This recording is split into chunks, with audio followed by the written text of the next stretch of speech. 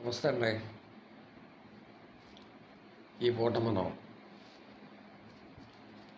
భారతదేశం ప్రజాస్వామ్య వ్యవస్థ లోపాలు గురించి మాట్లాడుకుందాం.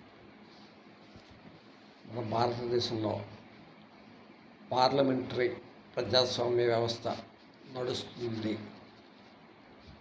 ఈ పార్లమెంట్లో లోక్సభ, రాజ్యసభ రెండు సభలు ఉంటాయి. లోక్సభ ద్వారా ప్రజలచే ప్రత్యక్షంగా ఎన్నుకోబడినటువంటి ఎంపీలు ఎవరినైతే నాయకుడిగా ఎన్నుకుంటారో ఆ నాయకుడిని మన రాష్ట్రపతి ప్రధానమంత్రిగా నియమిస్తారని మనందరికీ తెలిసిన విషయమే. అయితే ఈ లోక్సభలో మెజార్టీ అనేది ఒక అవినీతి ఊబిలా తయారైందని చెప్పేసి విమర్శలు ఉన్నాయి. సాధారణంగా ఎంపీలు ఏదో ఒక పార్టీ నుంచి ఏదో ఇండిపెండెంట్గా గెలుస్తారు. గెలిచిన తర్వాత కొన్ని సందర్భాల్లో పార్టీ నియమావళికి కట్టుబడి ఉండకుండా వైరు వర్గం చేత ప్రేరేపింపబడి కానీ లేదా ఏవైనా ప్రలోభాలకు గురై కానీ ఈ ఎంపీలు తిరుగుబాటు చేయటం, లేదు ఒక వేరు కొంపటి అంటే కొంతమంది కలిపి ఒక గ్రూప్గా ఏర్పడి మేము ఫలానా పార్టీకి మద్దతు సంహరించుకుంటామని చెప్పడం, ఇలాంటి పరిస్థితులు కేంద్రంలో, రాష్ట్రాల్లో అయితే శాసనసభ్యులు కూడా ఇలాంటి పరిస్థితుల్ని సృష్టిస్తున్నారని విమర్శలు ఉన్నాయి. అయితే ఇటువంటి పరిస్థితులకి విమర్శలకు దారితీసే ఈ యొక్క ప్రజాస్వామ్య వ్యవస్థను మార్చవలసిన అవసరం ఎంతైనా ఉందని నా భావన. అది ఎలా అంటే మన రాష్ట్ర ముఖ్యమంత్రిని కానీ లేదు మన రాష్ట్ర ప్రధానమంత్రిని కానీ ప్రజలే నేరుగా ఎన్నుకునే విధానం మనం తెచ్చుకోవాలి.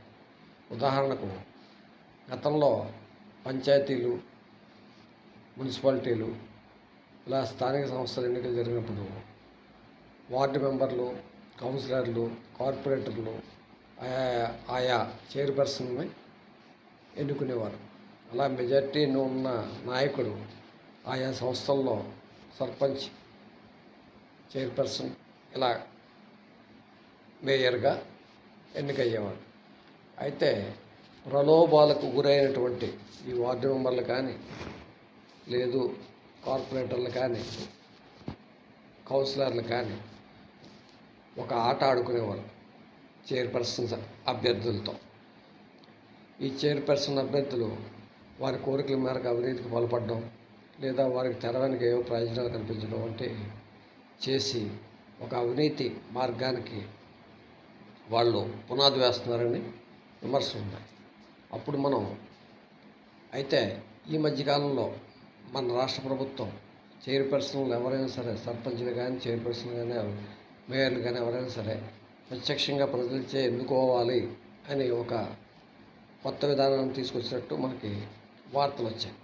అదేవిధంగా మన రాష్ట్ర ముఖ్యమంత్రి లేదా మన భారతదేశ ప్రధానిని ప్రజలే ప్రత్యక్షంగా ఎన్నుకుంటే అవినీతికి తావుండదని నా భావన. ఉదాహరణకు మనకి పార్లమెంటులో ఉన్నటువంటి మనకి లోక్సభలో ఉన్నటువంటి ఎంపీలందరూ కూడా ప్రస్తుతం అయితే భారీ మెజార్టీ ఉన్నటువంటి బీజేపీకి అనుకూలంగా ఉన్నారు.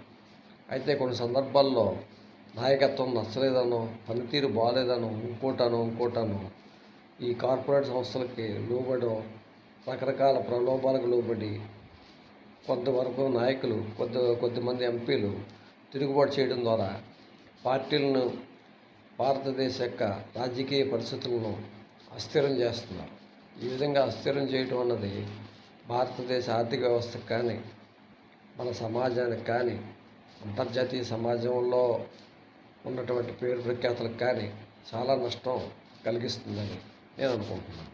అందువలన మన భారత ప్రధానిని, రాష్ట్ర ముఖ్యమంత్రిని కూడా ప్రజలే ప్రత్యక్షంగా ఓటు వేయడం ద్వారా ఎన్నుకోవాలని, అలాంటి సంస్కరణలు మన భారతదేశంలో అమలవ్వాలని, రాష్ట్రంలో కూడా అమలవ్వాలని నా భావన. అయితే ఇందుకు రాజకీయ పార్టీలు చాలా కృషి చేయాలి. సాధారణంగా కొన్ని రాజకీయ పార్టీలు ఇలాంటి వ్యవస్థకి మోకాలు అడ్డుతాయి. ఎందుకంటే వారి ఎమ్మెల్యేలు తిరుగుబాటు చేస్తారనో, వారి ఎంపీలు తిరుగుబాటు చేస్తారనో ఇలాంటి పరిస్థితులు కొన్ని చోట్ల ఉండొచ్చు.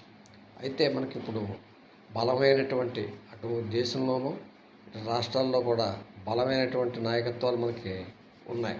అందువలన ఈ చట్టాలు ఆమోదించుకోవటం, రాజ్యాంగాన్ని సవరించుకోవటం పెద్ద పనేమీ కాదని నేను అనుకుంటున్నాను. కావున మనకి భారతదేశ ప్రధానమంత్రిని, రాష్ట్రాల యొక్క ముఖ్యమంత్రులని ప్రజలచే నేరుగా ఎన్నుకోబడే ఒక విధానానికి రూపకల్పన చేయవలసిందిగా మన రాజకీయ నాయకుల్ని నేను మనస్ఫూర్తిగా కోరుకుంటున్నాను. ఉంటాను.